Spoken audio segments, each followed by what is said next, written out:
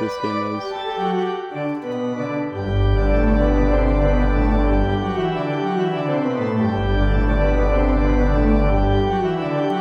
I disabled party audio.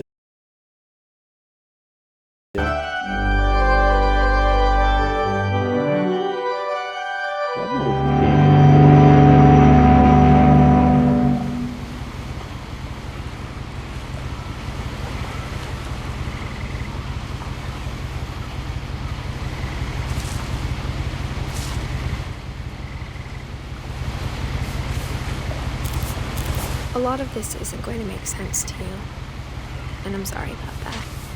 I'm just going to start at the beginning, with the house.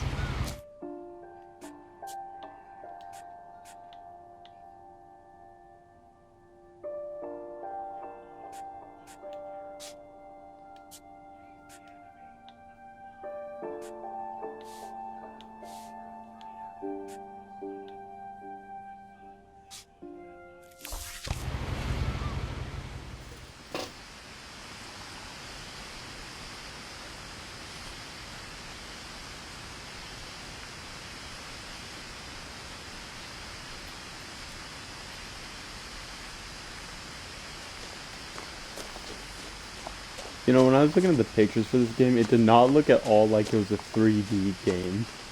I lived here until I was 11, but I wasn't allowed inside half the rooms.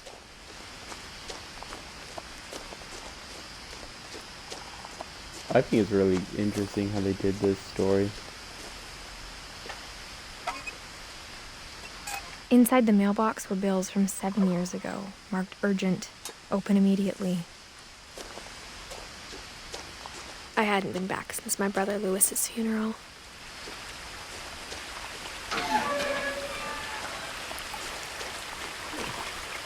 You can look at the name. It's the remains of Edith Finch or something. In her will, my mother left me a key, but didn't tell me what it unlocked. Maybe she thought I'd know. Or she thought that the mystery would be enough to bring me back. There's up or down. You're right. Always go down.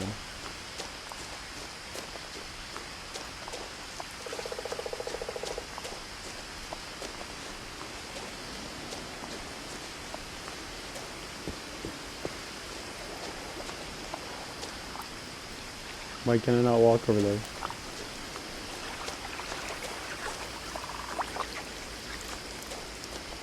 I'm gonna respond to that. The truth is, even after I inherited the house, I never thought I'd come back to it.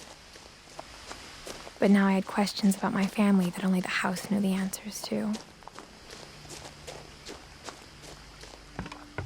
The woods around the house have always been uncomfortably silent, as if they're about to say something but never do.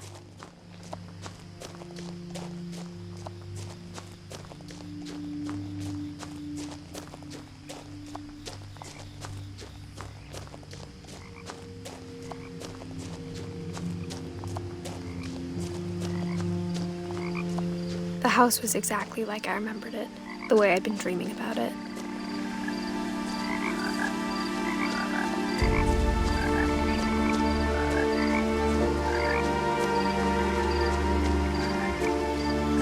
There's some Easter egg over here.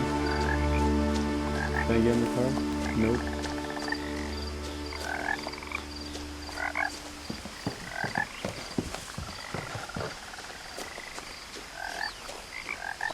You were not asking a question.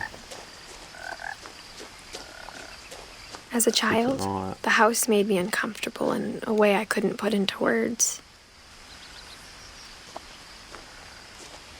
No, I'm gonna go up the driveway.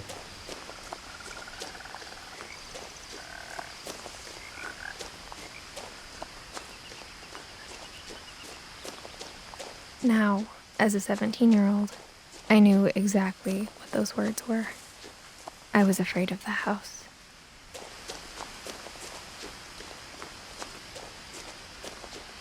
You don't know, we're gonna walk on the stairs. What? The face.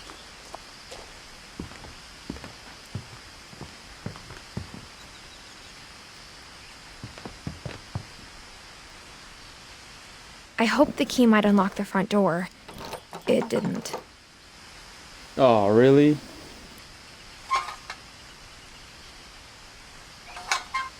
Looking in, I felt like the house itself had been waiting for me.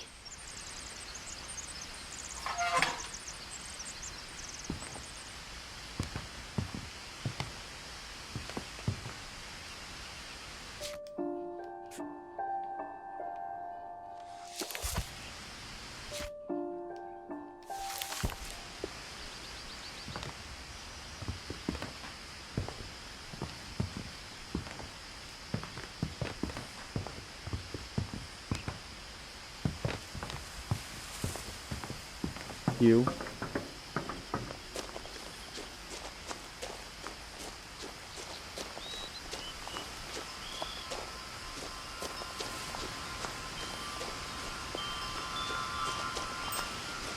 Yeah.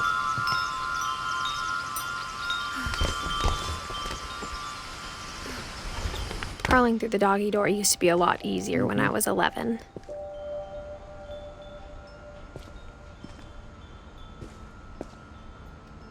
The power had been turned off the night we left.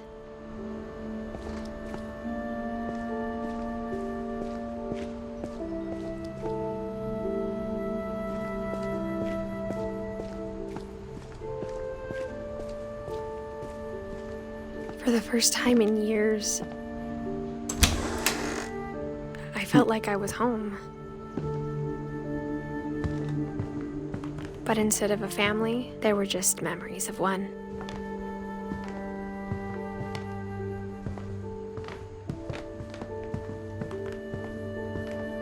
Like how after Lewis started working at the cannery, we all got sick of eating salmon. Except our cat, Molly.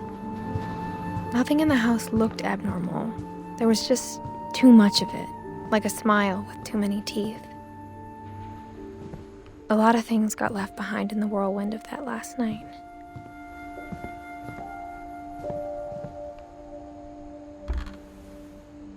Edie told me once that every Finch who ever lived is buried somewhere in the library.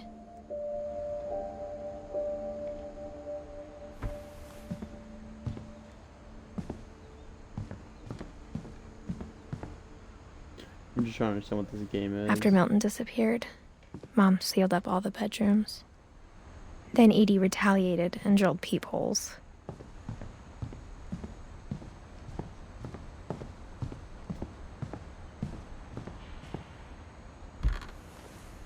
As a kid, I just assumed every house had peepholes and sealed rooms you weren't allowed inside of. My Grandpa Sam spent 7 years sharing a room with his dead brother, Calvin.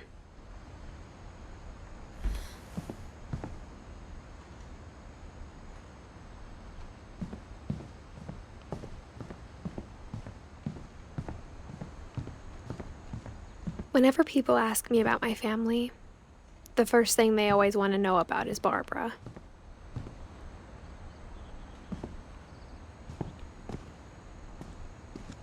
Mom must have locked the third floor stairs on the night we left.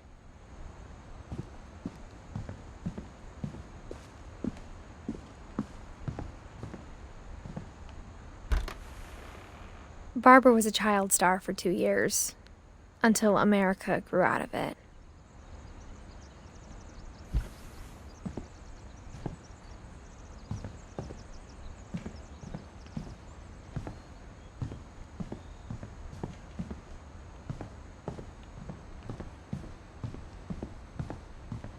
I spent a lot of time playing in Great Uncle Walter's room. Lewis told me there were secret passages, but I never believed him.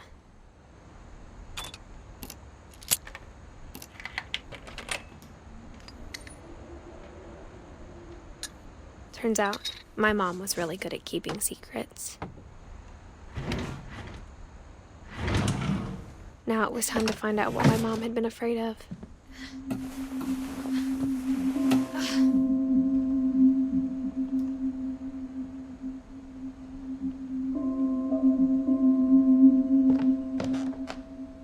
Reading this, maybe it sounds like I had a plan.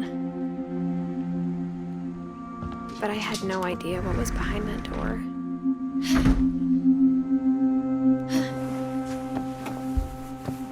Just like I had no idea where all this was gonna lead.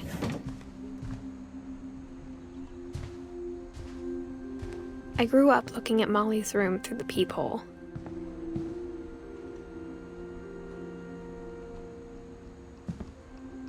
Being inside for the first time, I felt like I'd stepped behind a painting.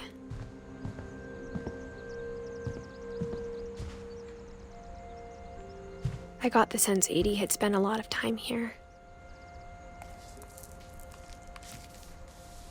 December 13th, 1947.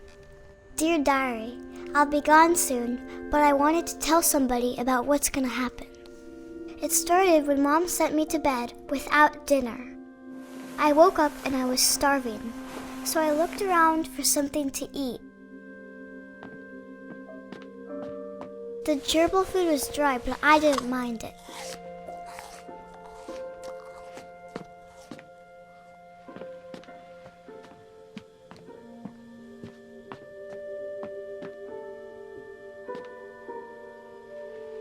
I thought about eating Christopher, but I held back.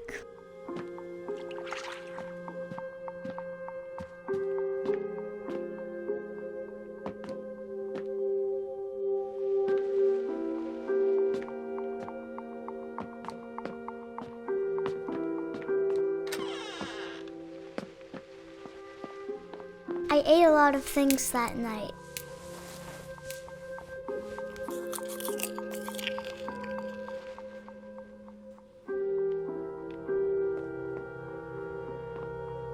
I kept eating and eating.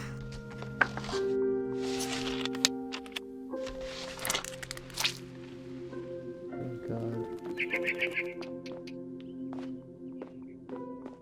Dude, this person, like, how are they not dead? Then I heard chirping outside my window. Oh no. It was a barn swallow going back to her nest. I reached out for her.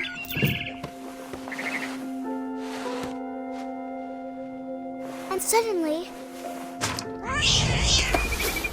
I was a cat. I tried to be quiet, but the bird was really scared.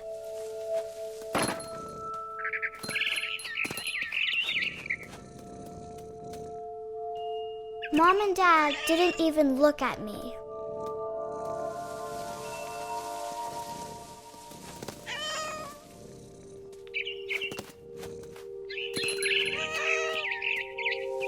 I jumped and I almost got her.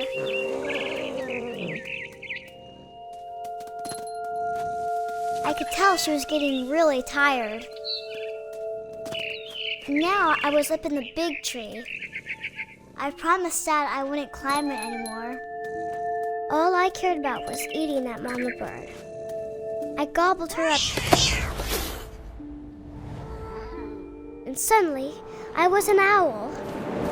First, all I heard was the wind. Then I heard little teeth nibbling in the grass.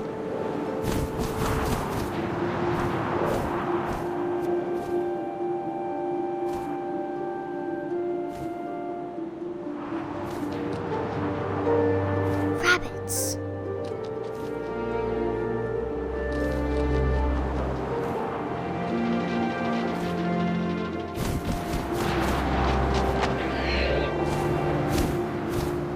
I imagined his face looking up and seeing mine through my talons. I swallowed him up, and I didn't chew one bit. Then I flew off to find something bigger.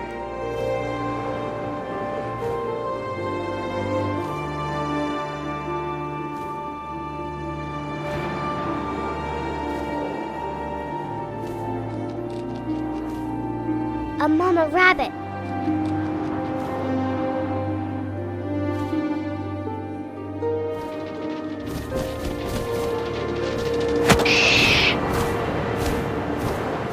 She was almost too big to carry.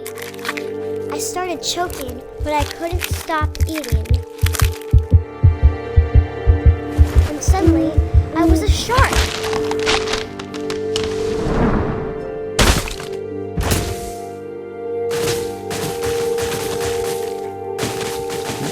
understand what this story is about.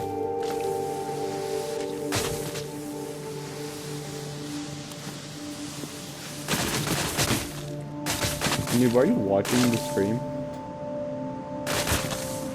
I rolled off a cliff and into the ocean. Now, I was hungrier than ever.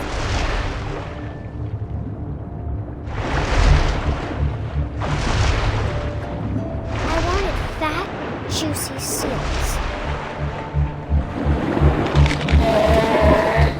I tore off her flipper and it tasted really good.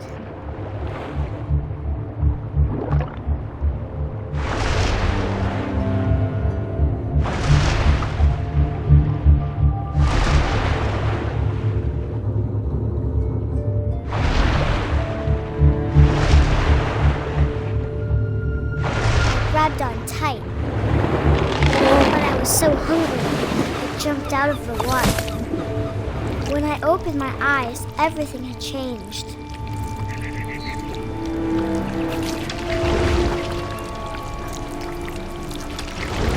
Now I was a monster and I smelled pink leather.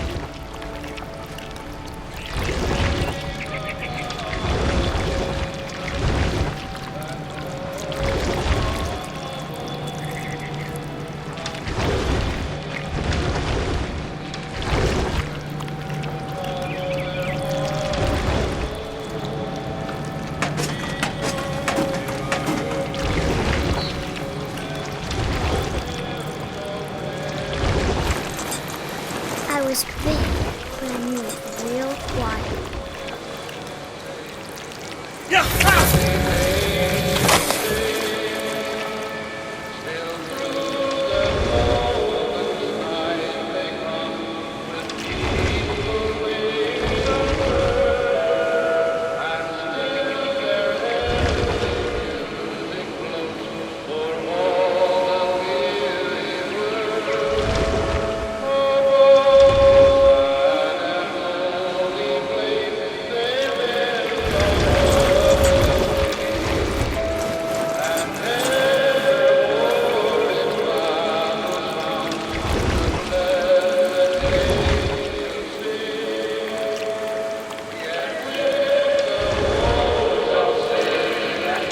I wanted to stop, but also I didn't.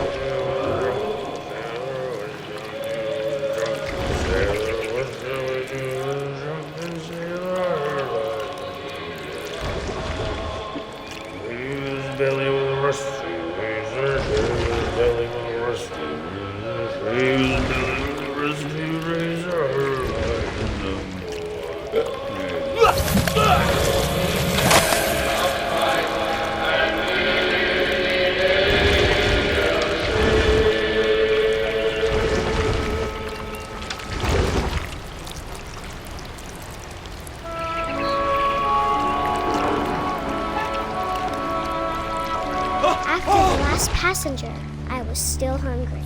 And across the water, I smelled something new. Something I had to have, so I swam towards it.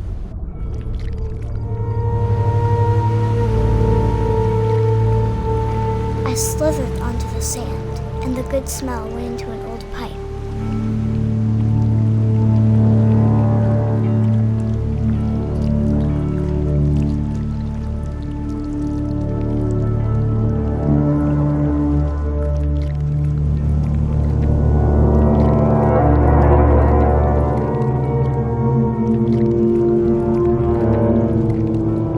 Closer and closer. We're back in the sea.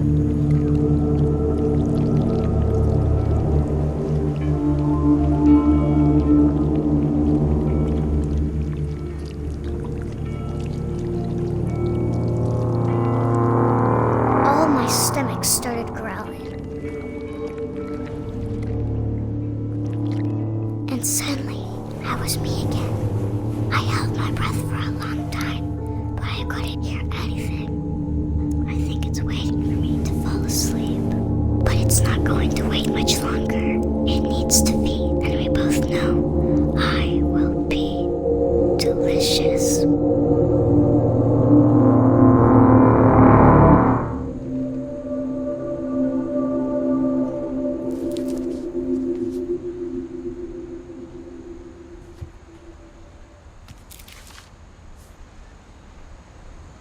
I'm not sure if I believed all of that, but I'm sure Edie would have.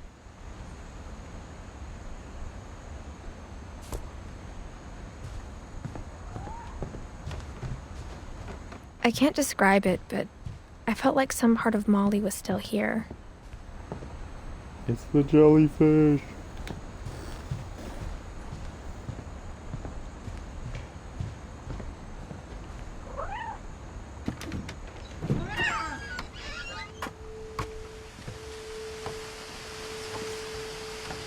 This will be obvious later, but my mom never told me any of these stories. Edie would have, but Mom didn't like bringing up the past. Though, when we adopted a stray kitten, she was the one who named it Molly.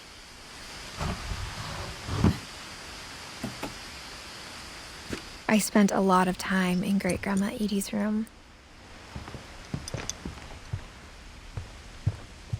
Her room was like a museum.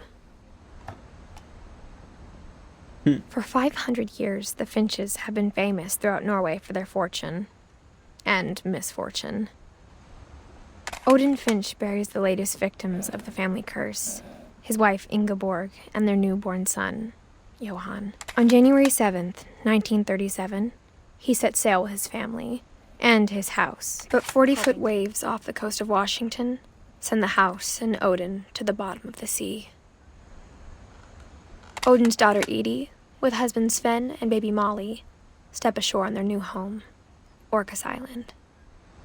Odin Finch is the first to be buried in the new family cemetery.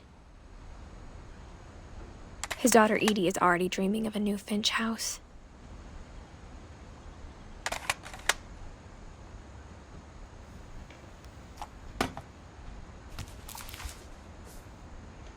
Whatever's wrong with this family, it goes back a long ways.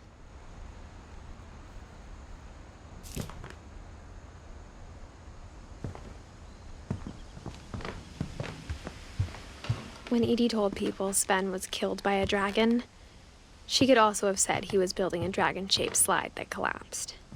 She could have, but she didn't. Even in her 90s, sometimes Edie seemed a lot younger than my mother. The only trace Grandpa Sam's first wife Kay left on the house was the pink bathroom.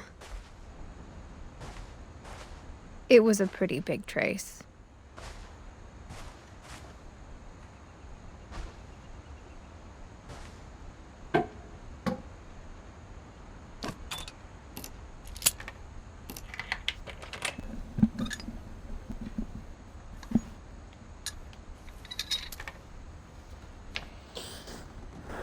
There's a secret in this bathroom.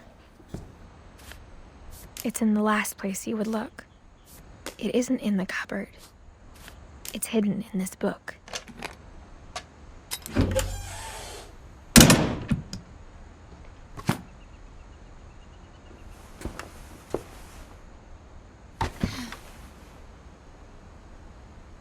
Sven gave Sam an old camera he'd refurbished. He never put it down.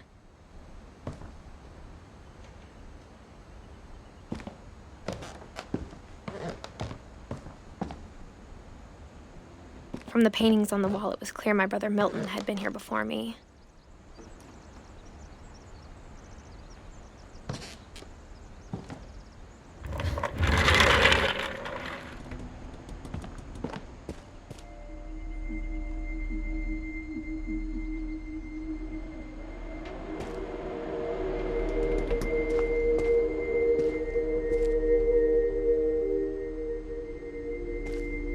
I knew Grandpa Sam had a twin,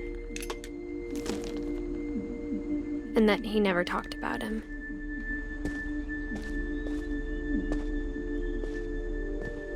I guess my grandpa didn't like history any more than my mom did.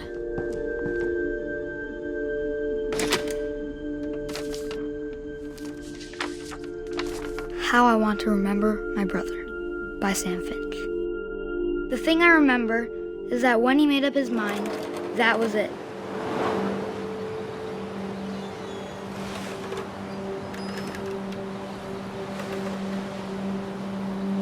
My brother said he'd die before he ate another mushroom, and he did.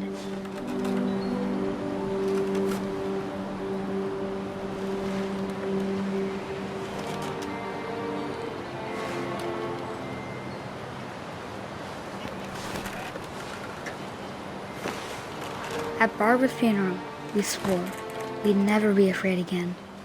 And he wasn't. I think Calvin always wanted to fly. Sam! Calvin! Dinner's ready! Coming! But that day, he finally made up his mind to do it. I told him going around was impossible. Maybe if I hadn't said that, Calvin! I'm not gonna tell you again! maybe if the wind hadn't picked up, then maybe he'd still be here. But I doubt it. I think he'd already made up his mind. That's what I want to remember about my brother.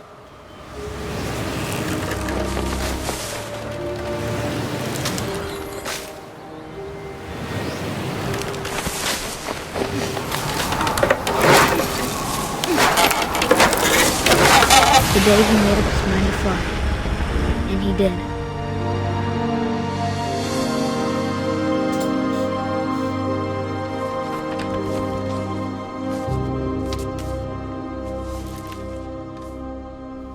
Calvin's story felt strangely familiar. When I was younger, I remember trying to do the exact same thing.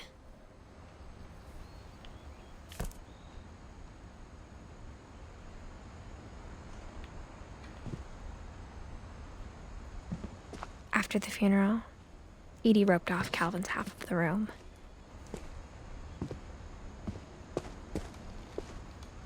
Mom said Grandpa Sam enlisted at 18 and never set foot in the room again.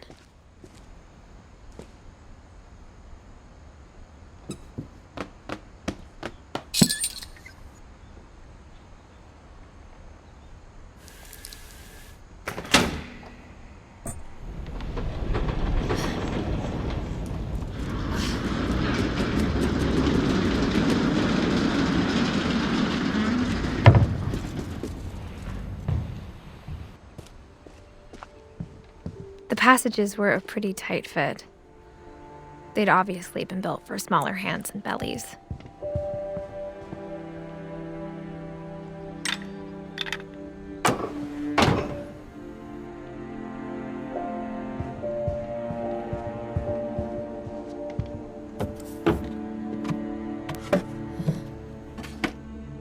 Growing up, I always thought of Barbara as a child star.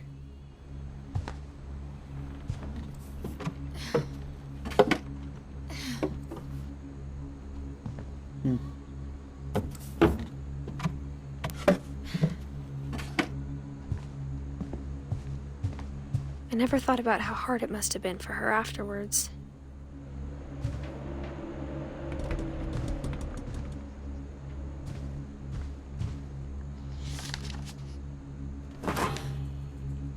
Of all the stories people wrote about Barbara's death, I'm surprised Edie saved this one.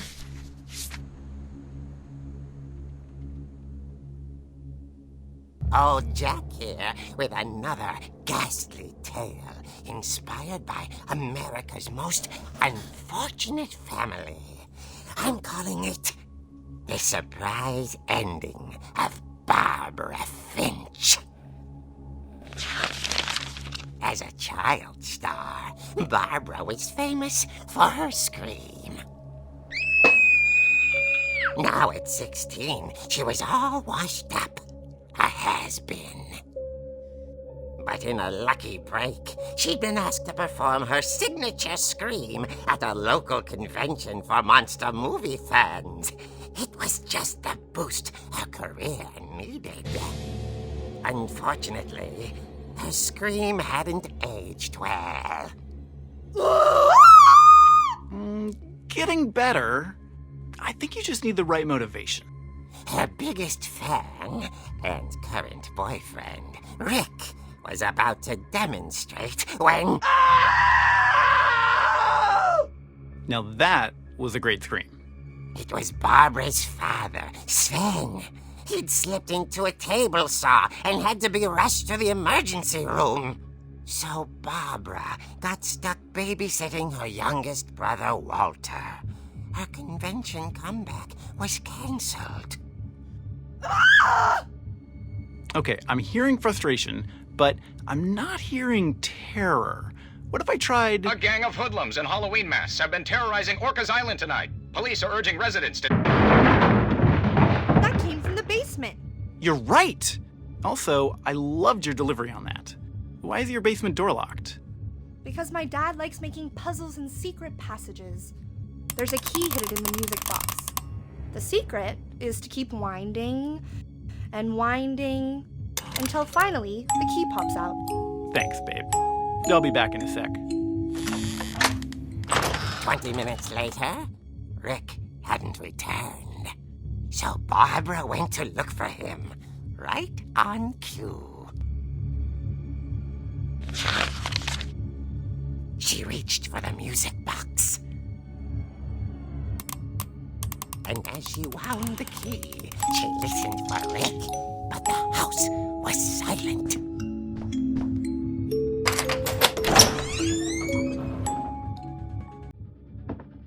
Rick?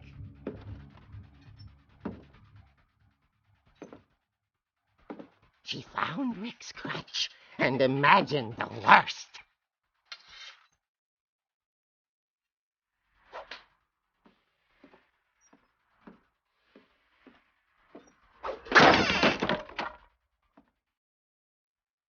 The gang's leader is the infamous Hookman killer, Dr. Carl Hamill, who impaled and then ate his family 10 years ago tonight.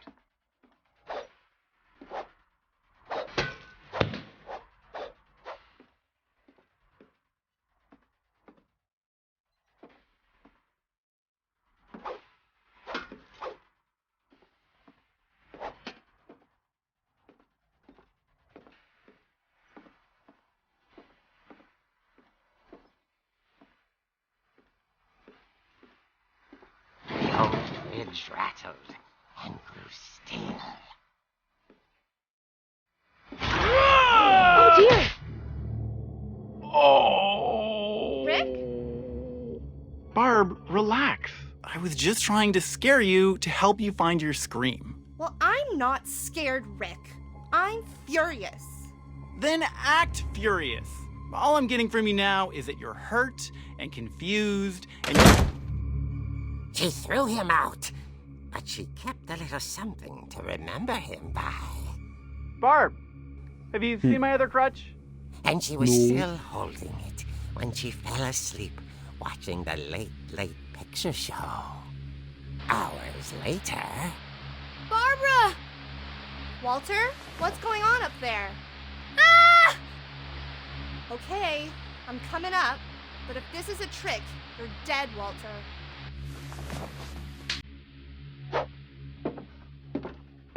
I love my weapon.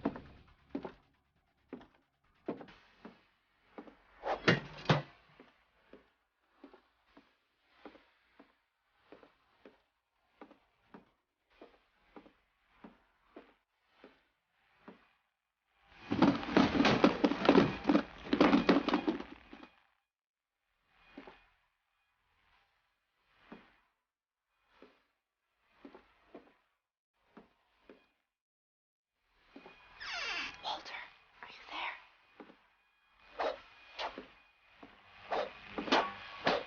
Walter had vanished, but his bedside radio was still on. Orcas Island police describe the man as 6 feet tall, with a steel hook for a hand. Residents are urged to lock all doors and windows and notify the police of any suspicious activity.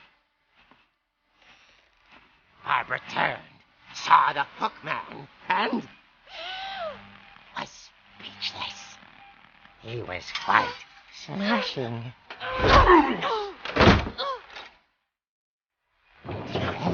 That's useful. He couldn't get enough of Barbara. Okay, Barbara, there's gotta be another way out of here.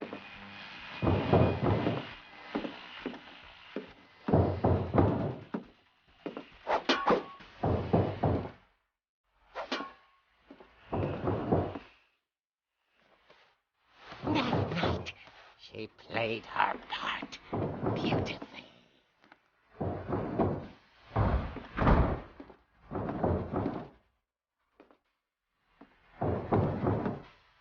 She thought about abandoning Walter, but just couldn't do it.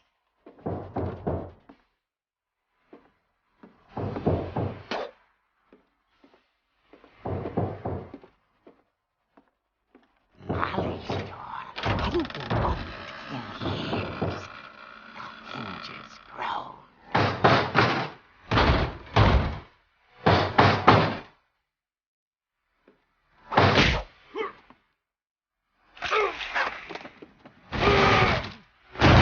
He wasn't moving, but That she was sensed Walter. the story might not be over yet.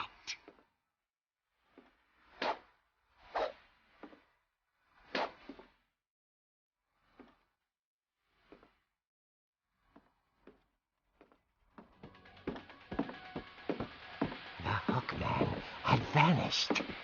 She listened for his breathing, but all she heard was...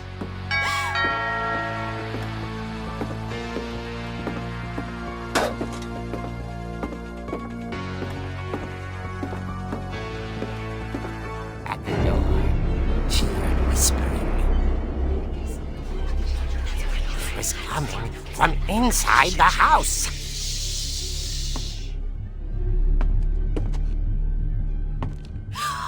Oh dear.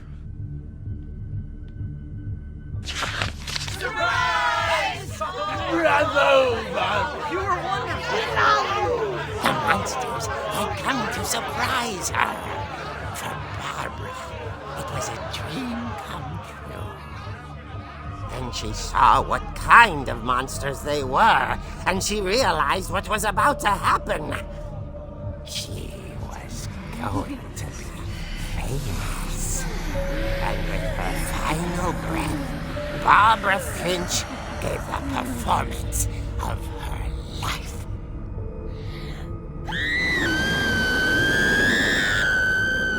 I wasn't there myself, but I hear Barbara was magnificent. Poor girl. She had a taste for stardom. But unfortunately, so did her fans. Of course, the police blamed it all on poor Rick, who disappeared the same night. And little Walter, hiding under his bed the whole time. He took it all pretty hard, but that's another story. As for Barbara, tucked inside the music box is all they ever found of her. Her ear. Now that's what I call a real eerie tale.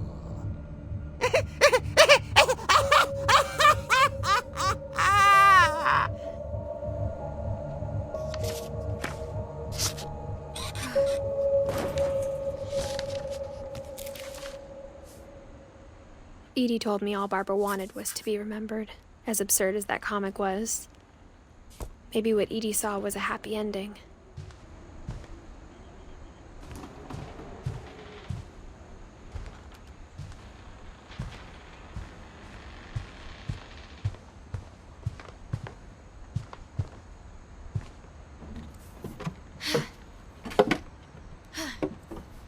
I guess now I know why Mom didn't like me playing with the music box.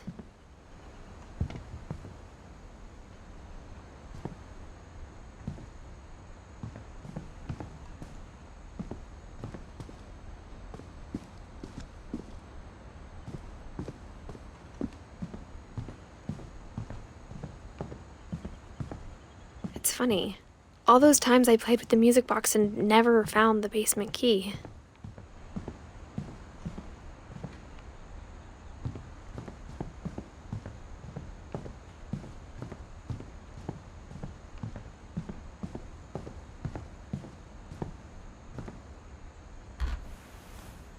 The last time I was in Edith Sr.'s room, I was 10 and she was painting my portrait.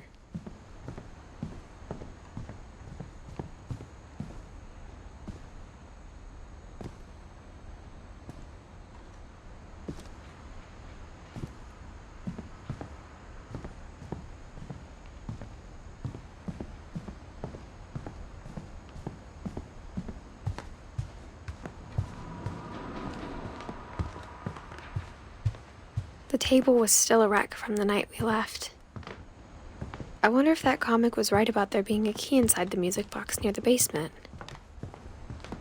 My mom was the only one of us who could imagine Great-Grandma Edie living in a nursing home.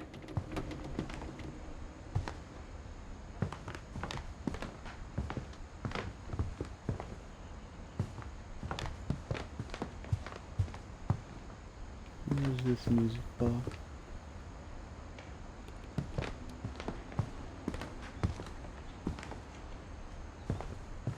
Maybe I should go check out that music box down by the basement.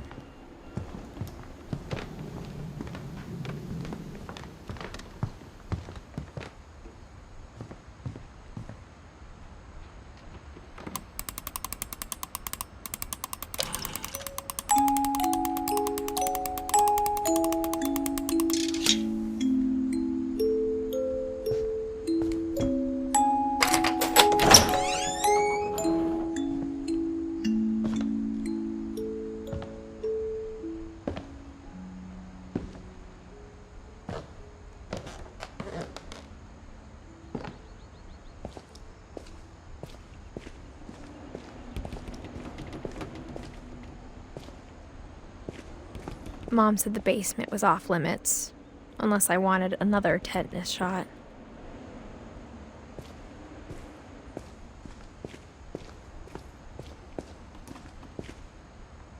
I saw Edie sneak down to the basement once, carrying packages. I thought maybe she was hiding presents. It turned out she was hiding a lot more than that.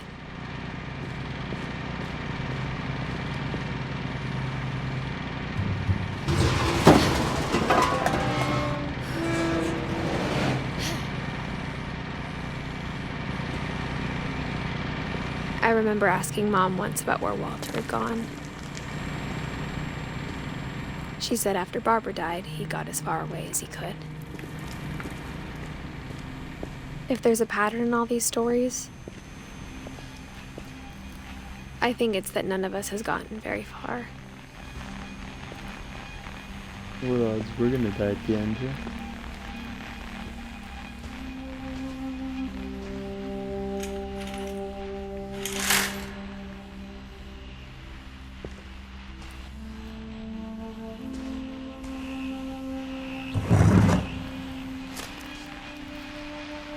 Goodbye, everyone. I can't believe I've been down here for 30 years. On that first day, after the shaking started, I didn't think I'd survive a week.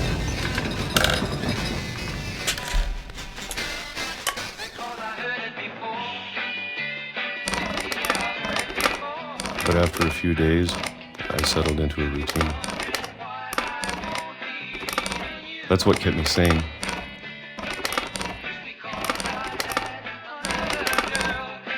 Having a schedule, living for today. I always expected to be dead tomorrow. But if you wait long enough, you get used to anything.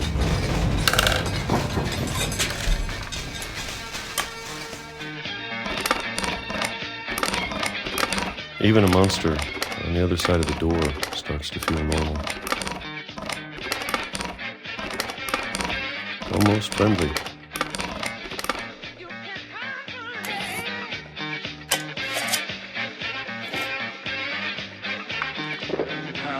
And then one day, everything just stopped. Whatever that thing was, it was gone. Maybe it got tired of waiting. Or maybe I just got tired of being afraid.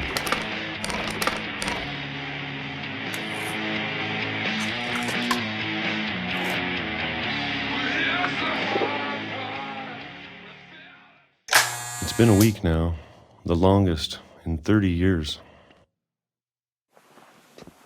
I'm done waiting. I have to leave while I still can.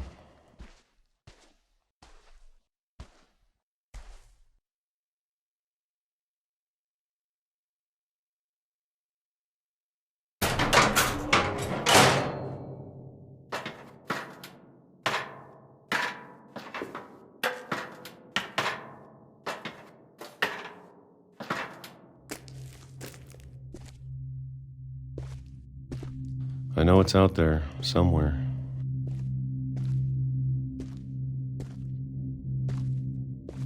Whatever killed Barbara and Molly and Calvin. Maybe this is all a mistake. But I need to stop living the same day, even if it kills me.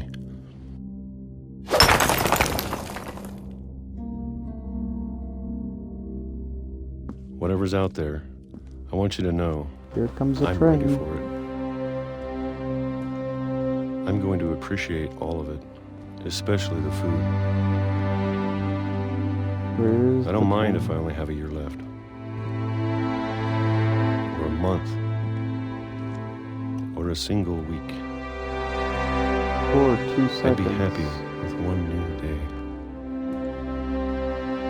I can already imagine the sun on my face.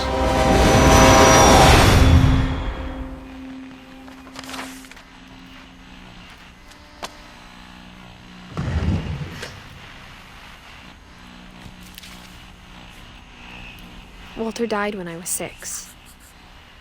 I can't believe my mom never told me he was down here.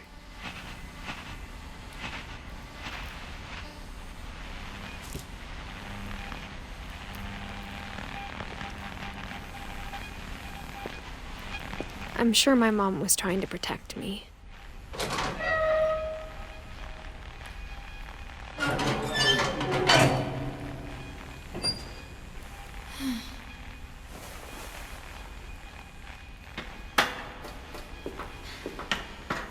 Maybe she was afraid I'd end up like Walter. But if she never told me about an uncle under the house, I can only imagine what else she was hiding. I don't want to make the same mistakes she made, trying to bury something that's still alive. Now that there's only one of us left, or maybe 2, I thought it was time I heard the stories for myself and found out what happened to everyone else. But now I'm worried the stories themselves might be the problem. Maybe we believed so much in a family curse, we made it real.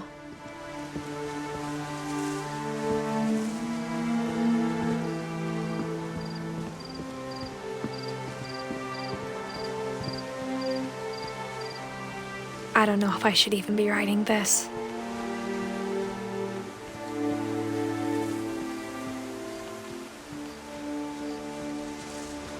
Maybe it'd be better if all this just died with me.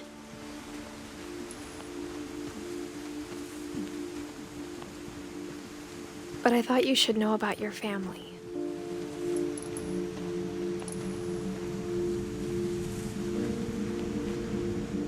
And the history you're a part of.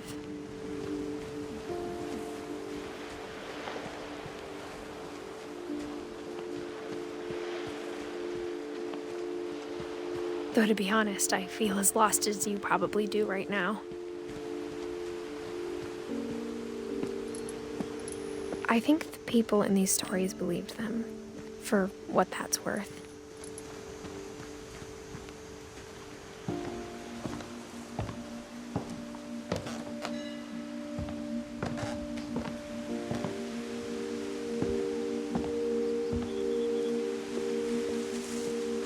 And when you look at the house, that history of imagination and stubbornness and madness, any of it seems possible.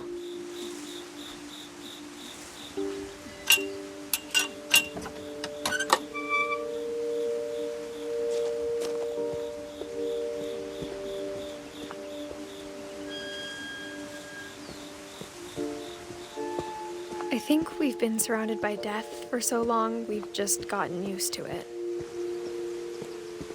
What kind of family finishes building a cemetery before starting the house?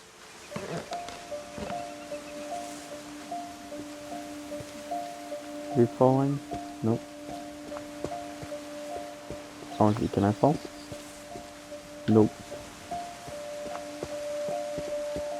It's embarrassing for me to admit this, but the pet cemetery made me more uncomfortable than the human one. 3 of the gerbils were mine, and 2 had been my fault. Sven built the house, but it was Edie who designed the cemetery.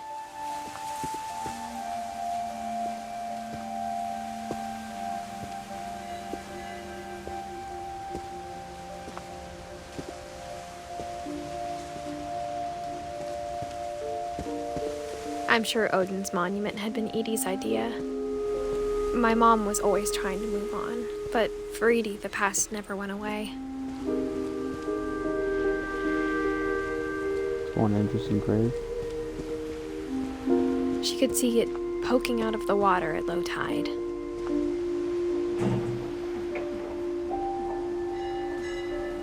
Edie said she dreamed about the old house every night.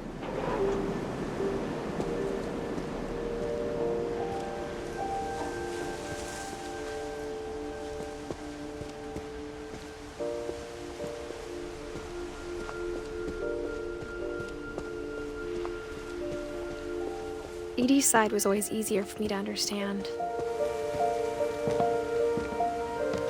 But the older I get, the more I can see where my mom was coming from.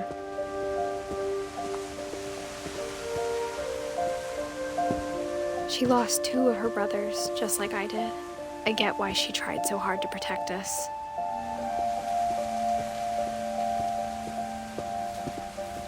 There's so many things I wish I could ask my mom now.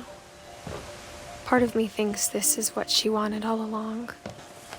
For me to come back someday and find everything out for myself.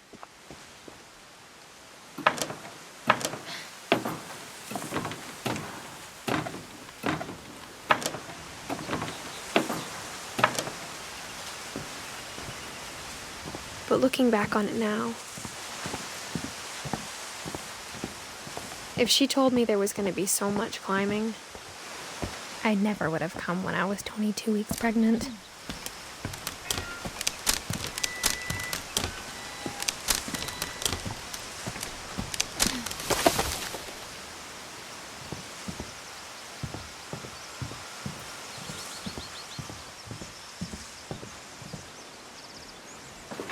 I never met Grandpa Sam, but I think he and my mom had a lot in common.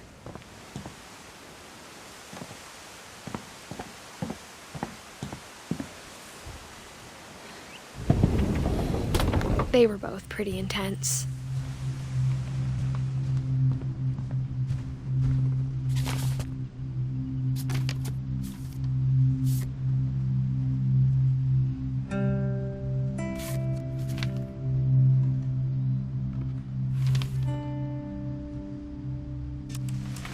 Dawn, I promise, you'll never forget this weekend. Yes, sir. These memories are gonna last a lifetime. Mm-hmm. Am I gonna have to shoot anything? It's a hunting trip, Dawn. Shooting is strongly encouraged. Shouldn't we be leaving? Just want to get a shot of you, Dawn, then we can take off. I'm over here, Dad. There's one towards this camera. Just need to get a shot of you, Dawn, then we can hit the road. How much do you know this?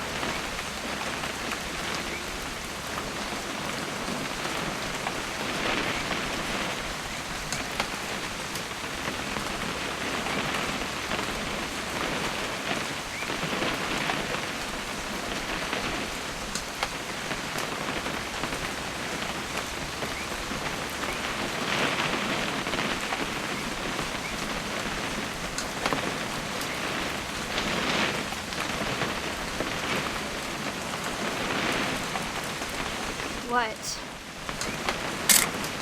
Perfect. It's gonna rain the whole weekend, isn't it? I will never forget this weekend, Dad. That's the spirit. Thought saying something about there being a rabbit.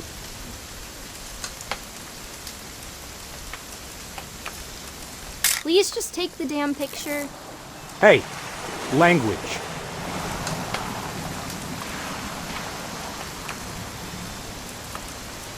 Smile, Dawn. Okay, got it. I'm gonna take some pictures, okay? Just be careful. That camera's older than you are.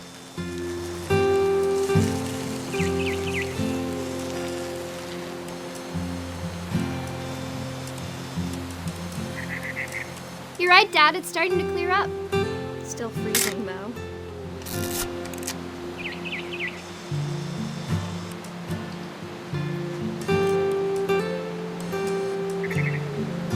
Definitely should not have drunk all that coffee.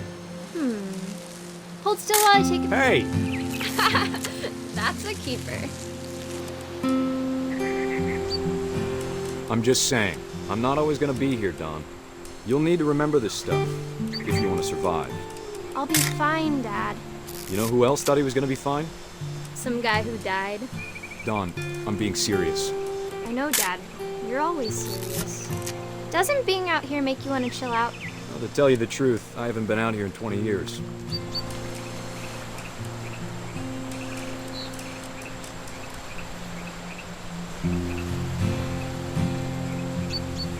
Last time I was with my brother Calvin.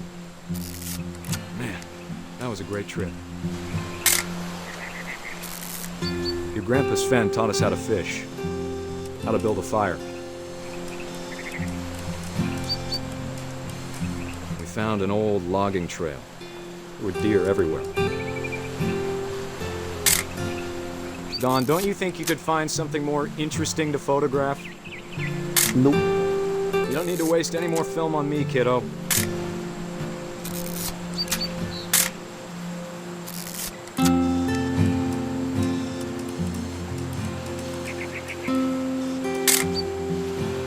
I bet if I could remember where that trail was, we'd spot a buck for you in no time. Give me a minute to check the map.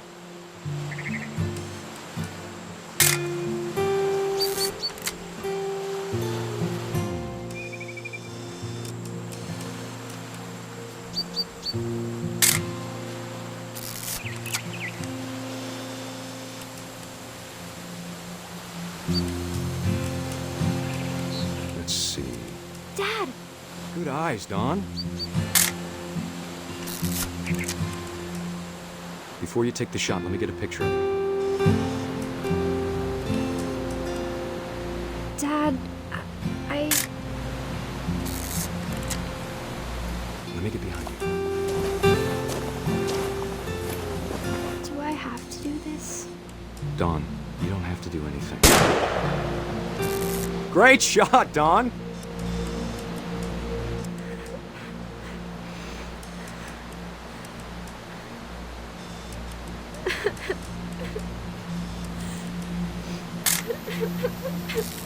I'm proud of you, Dawn. Always remember that, okay?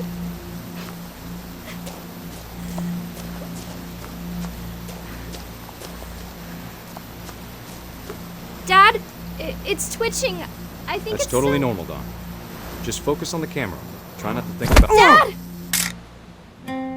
Dad! You really fell for it. Did she too?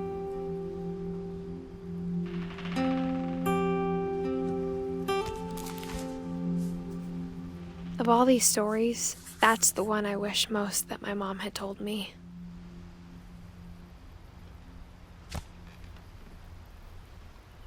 Sam spent his life shooting photos.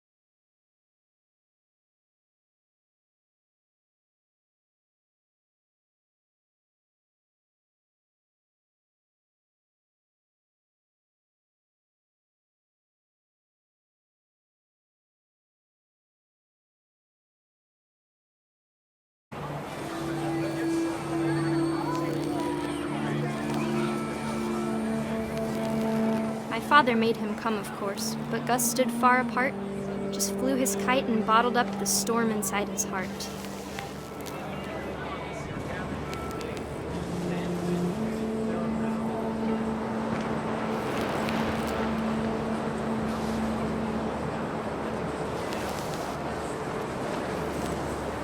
I tried to talk him out of it, but though he'd never met her, "We don't need a stepmom," were the words that I now pronounce you husband and wife. You may kiss the bride.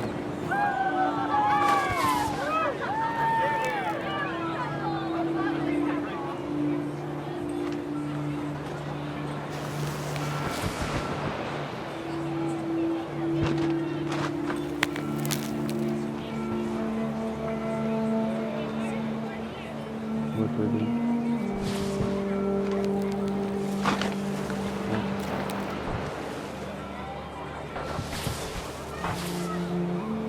When the time for photos came, Dad ordered him to come here.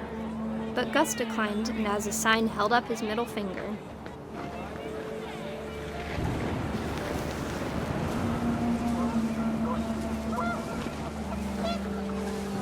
The wind picked up, and panicked geese appeared and quickly went. But all the humans did that day was go inside the tent.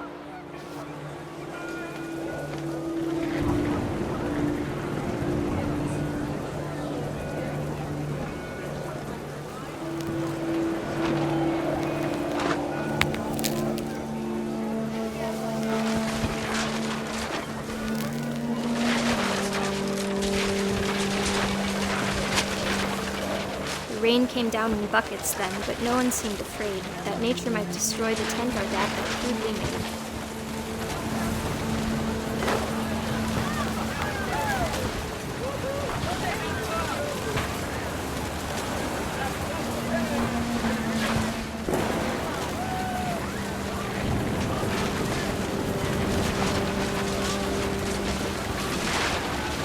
The thunder sounded much too close and full of angry power.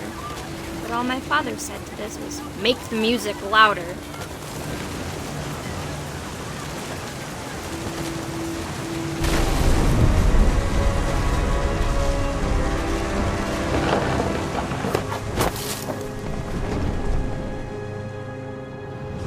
I wish that I could truly say I thought about you on that day.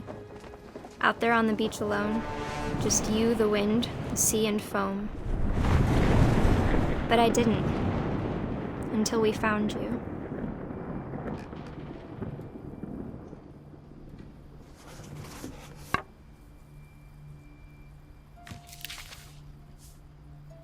She never talked about him, but Mom told me once if I was a boy, they were going to name me Gus.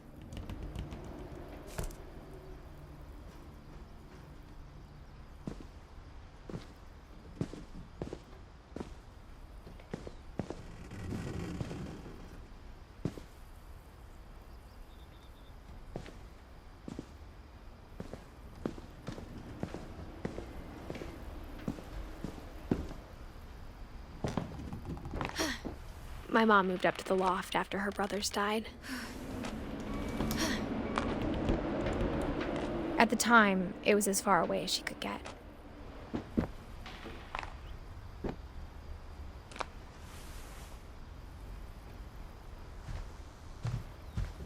She spent a summer building houses in Calcutta, where she met my dad, Sanjay.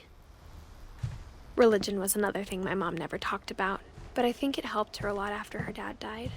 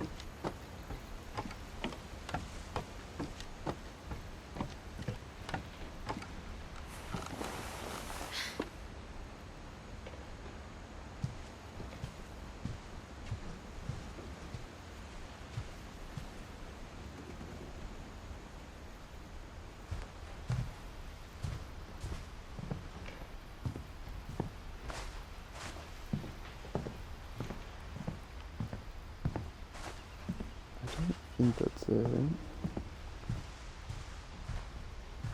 right? This fine over there?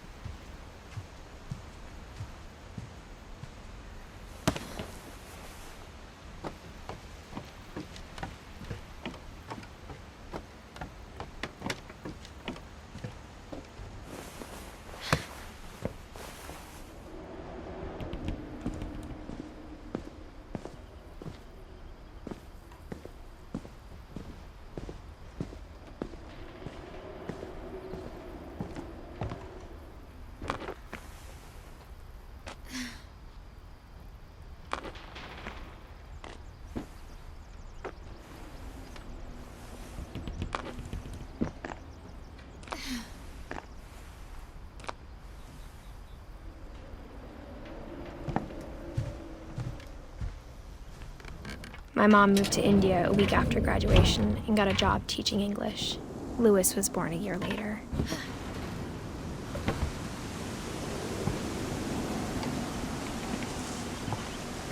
When my dad died, I don't think Mom knew where else to go. I'm sure Edie was happy to have her back. And to see kids in the house again. The house had to get a little bigger, but Edie was used to that. And for a while, things were good.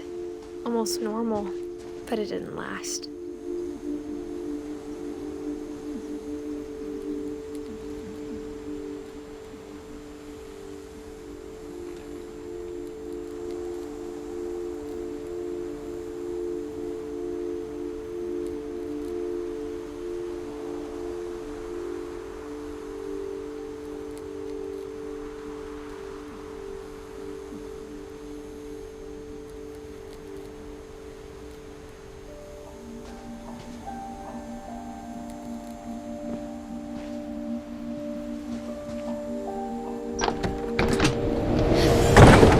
The beginning of the end was Milton's 10th birthday, when Edie gave him a castle.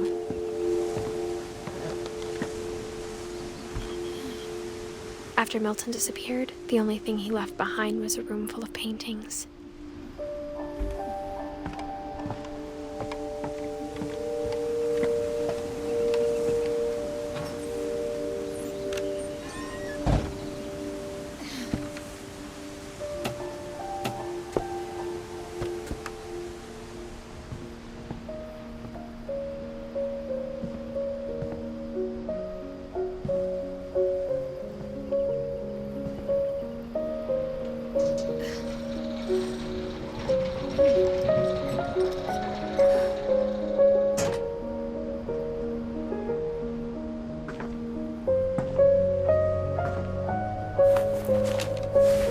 Milton Finch in The Magic Paintbrush.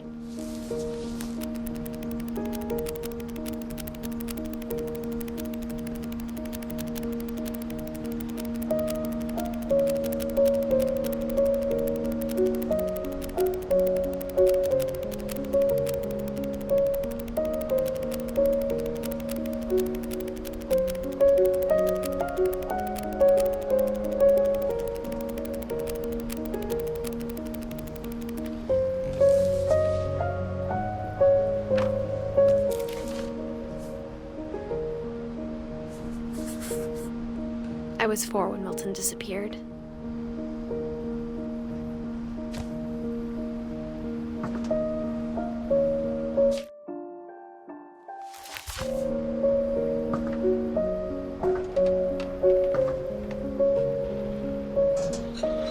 Mom spent months searching for my brother. Then she sealed the doors.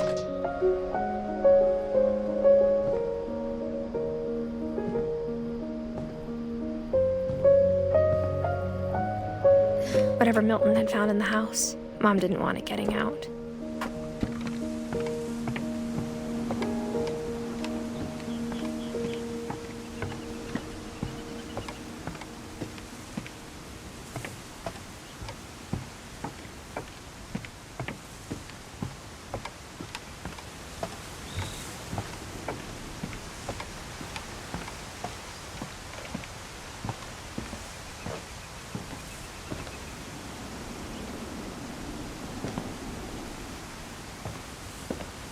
I missing something? No, I'm getting a phone call.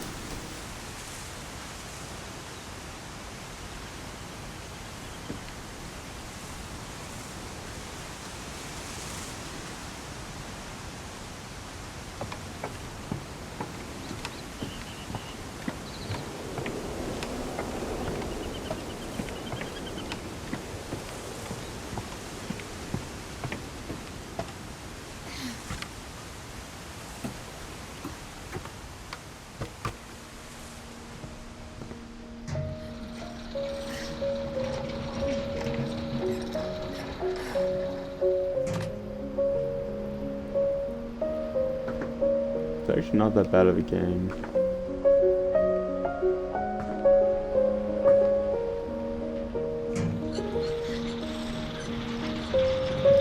Holy frick, this is a tall house.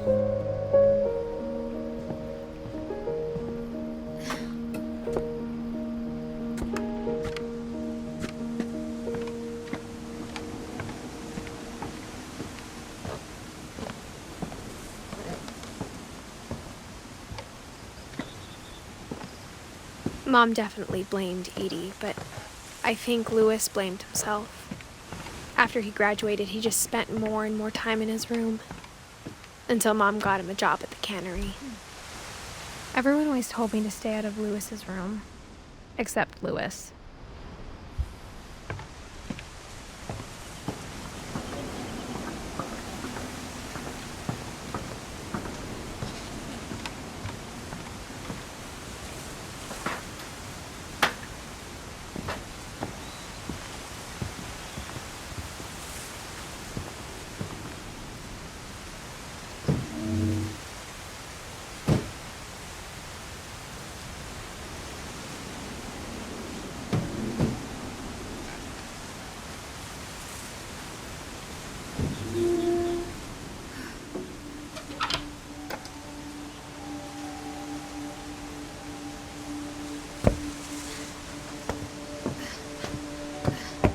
Louis's room smelled very, very familiar. Okay. That part of him lived on.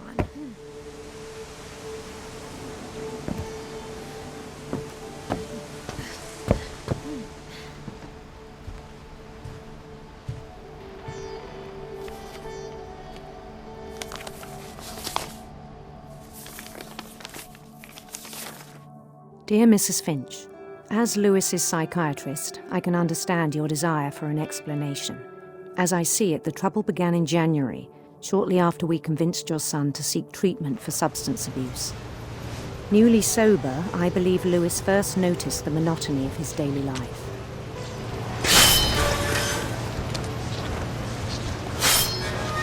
He kept working at the cannery, but he withdrew part of himself. In our sessions, I saw the same behavior. His mind began to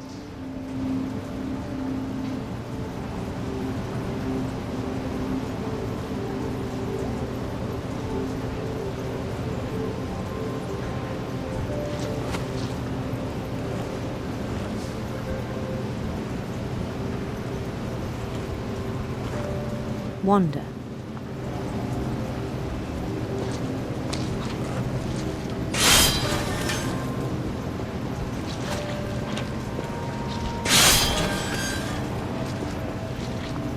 I asked him to describe it. He said he started small, imagining a labyrinth.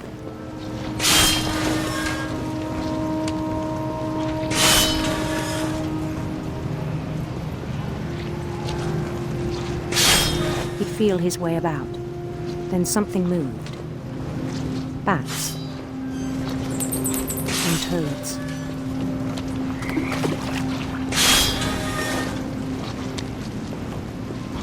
And things that have not names. He knew it was all in his head. But he took it very seriously. I had hoped he'd find himself.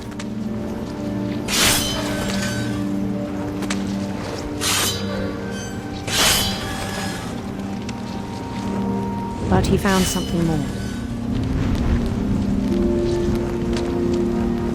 I worried about him then. Daydreaming at the cannery. I spoke with his boss. But he said Lewis had become a model employee. Methodical, tireless, focused.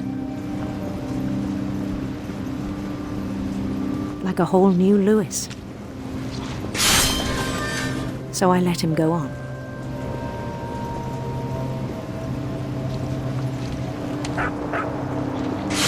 I even encouraged him. It seemed very promising at first. He told me he'd made a new friend.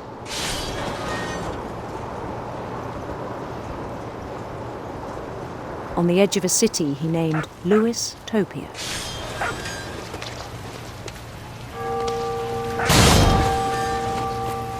He built the city up slowly, brick by brick. Then he made musicians.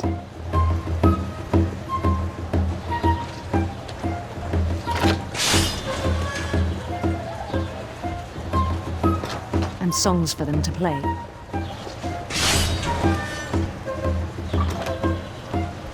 He talked about starting a band. And he was always humming something. Every day his imagination grew stronger.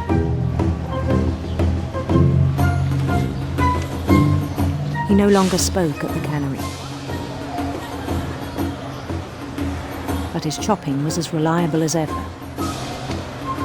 Then one day it struck him that all the cheering crowds, even the stones under his feet, were all in his imagination, so he could do whatever he wished.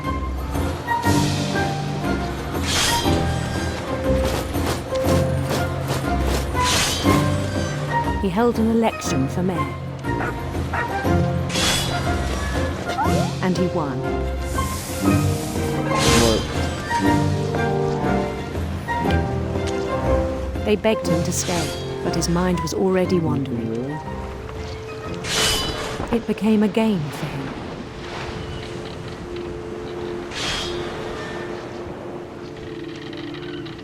He'd conquer a city, then immediately push on. New Louisville.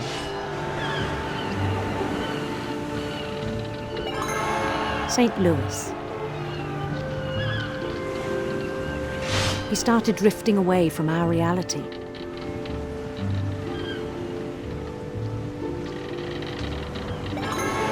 Minneapolis.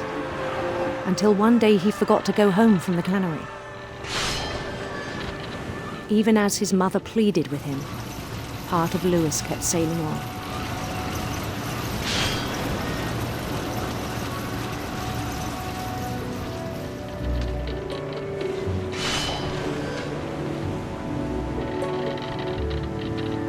In Lewisburg, he heard rumors of a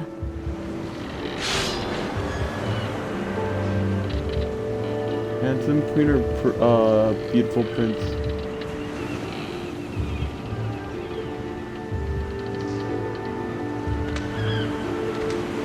handsome queen. Nope.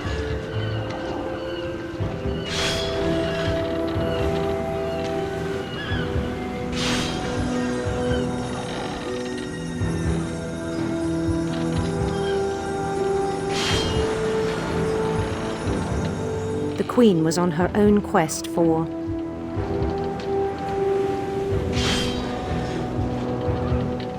sinister serpents.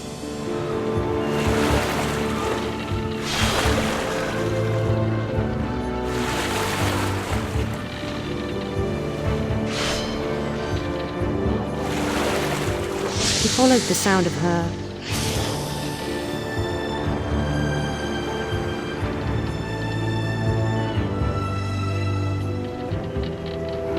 electric sitar.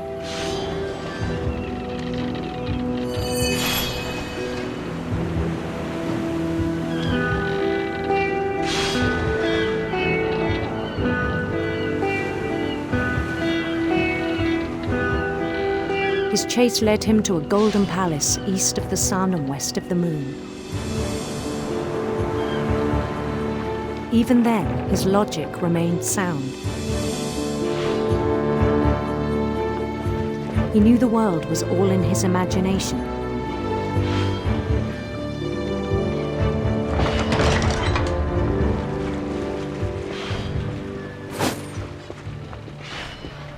But he was so proud of having created it.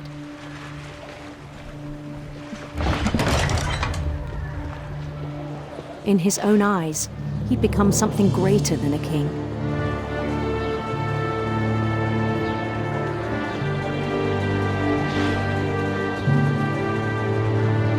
For someone who'd never known success in the real world, I think it was overwhelming. And then it struck him that the real Lewis was not the one chopping salmon, but the one climbing the steps of a golden palace.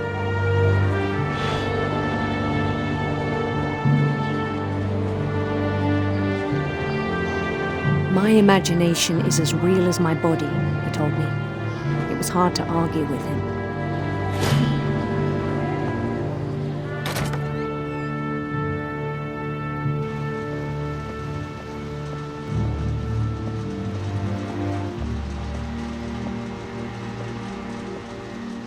He began to forget the world we know.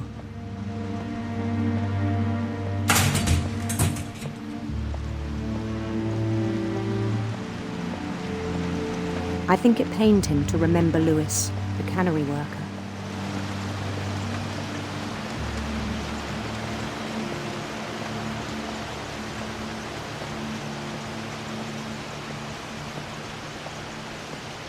He began to despise the man with a royal contempt.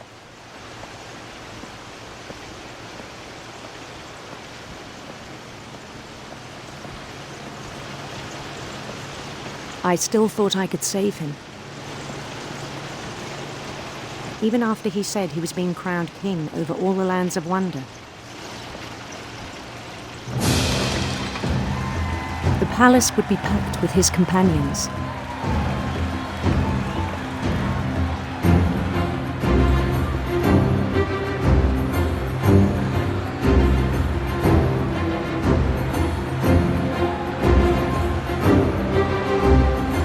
Including the wise Calico who'd insisted on advising him.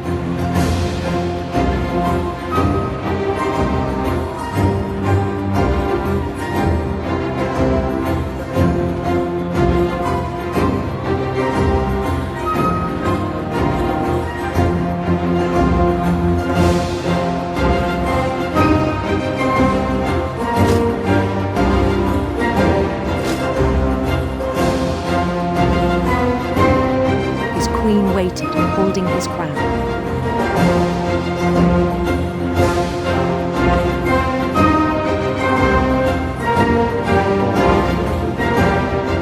There was only one thing left to do.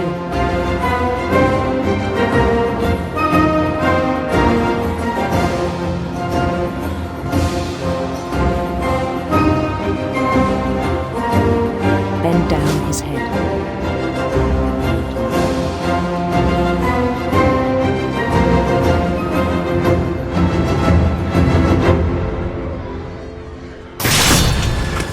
I think you know. Mrs. Finch, your son was a kind man who will be missed by all of us who knew him. Dude, this is a sad game. Everyone's just dying. I'm waiting for my turn. My brother was really cool. I wish you could have met him.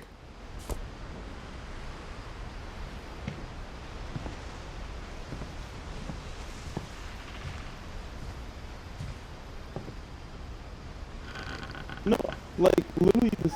Oh, nothing but big funny. On the way back from Lewis's funeral, my mom told me to start packing. She waited until the day before No, we that's left not to tell funny. That's Edie. the controller at that point. I'm not sure if she wanted to make it easier or harder.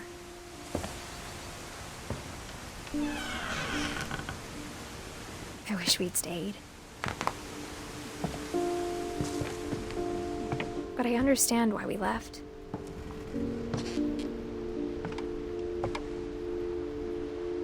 My mom ended up leaving everything behind.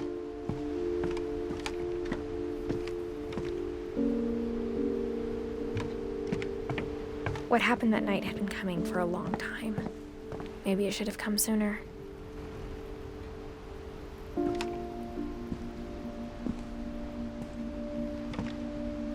But it had to end one way or another. All that's left now is to tell you about that last night.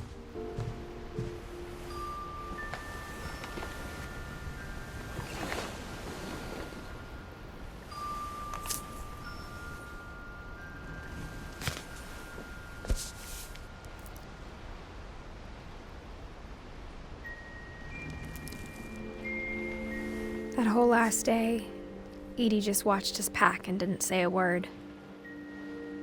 Until supper, when she raised her glass and said, "To our final night together, and all our final nights apart." Grandma, you know what I said about alcohol. Some of your medications are very Edith, specific. I left a present for you in the hallway. Why don't you go open it? No. The grown-ups have to argue now. I'm sorry, you're right. We're all leaving tomorrow. Let's just enjoy our last... I'm not leaving. Edith, you're excused.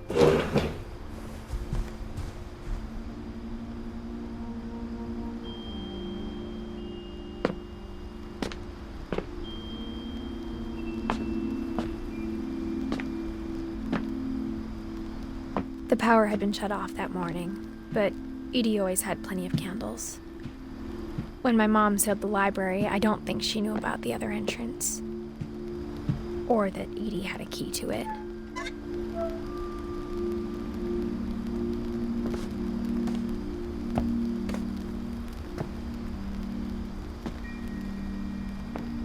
That thing you're afraid of isn't going to end when you leave the house.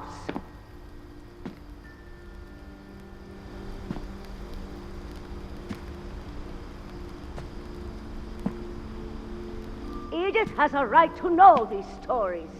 My children are dead because of your stories. I think it's best if Edith and I leave tonight. We'll have the nursing home send a van for you in the morning. Okay?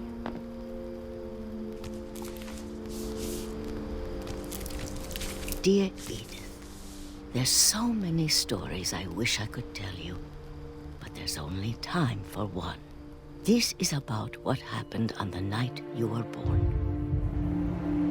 That night, the tide went way, way out.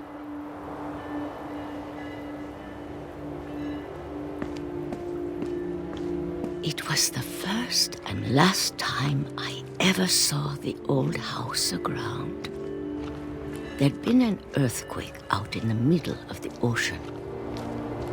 They called it the lowest tide in 1,000 years. God, it smelled awful. You know, I've seen that house every day of my life.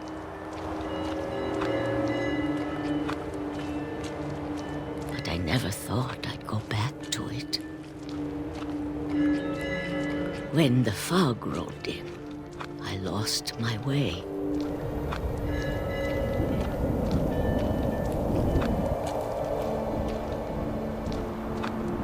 I got turned around.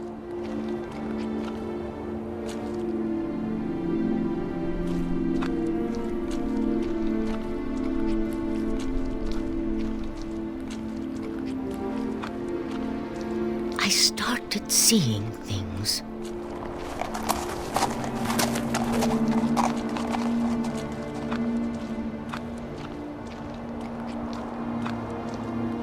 Things I'd forgotten had ever existed.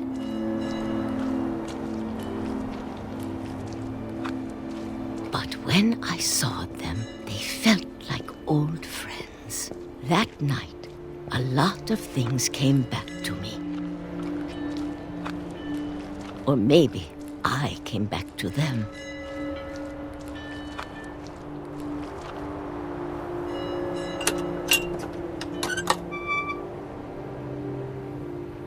Things I can't explain, but that I need you to try and... Edith, what are you doing in here? It's mine. Edith! Mom, you're gonna rip it! Let go! I kicked and screamed, but Mom dragged me to the car.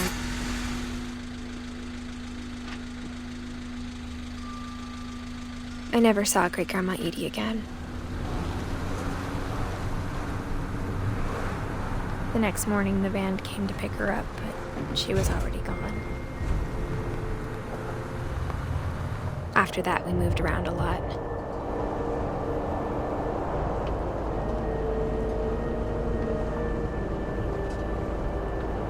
We both tried to make the best of it.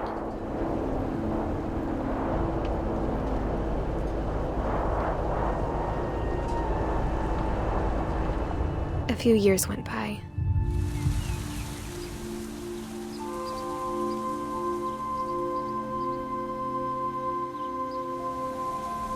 My mom didn't like to talk about it. But she started getting sick a lot.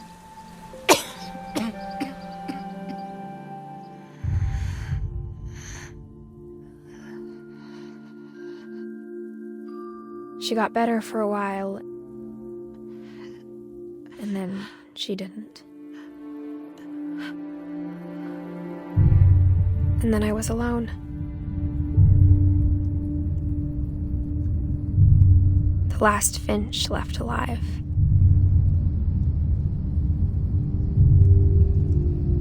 Until I found out about you. I'm still not sure what to tell you about all this. If we lived forever, maybe we'd have time to understand things. But as it is, I think the best we can do is try to open our eyes. And appreciate how strange and brief all of this is.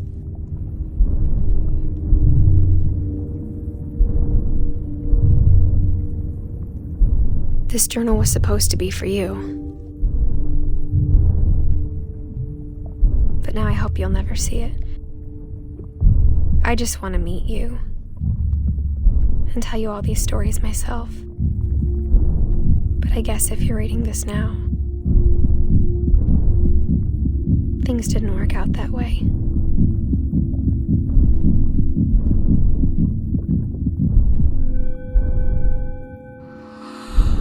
This is where your story begins. I'm sorry I won't be there to see it. It's a lot to ask, but I don't want you to be sad that I'm gone. I want you to be amazed that any of us ever had a chance to be here at all. Good luck.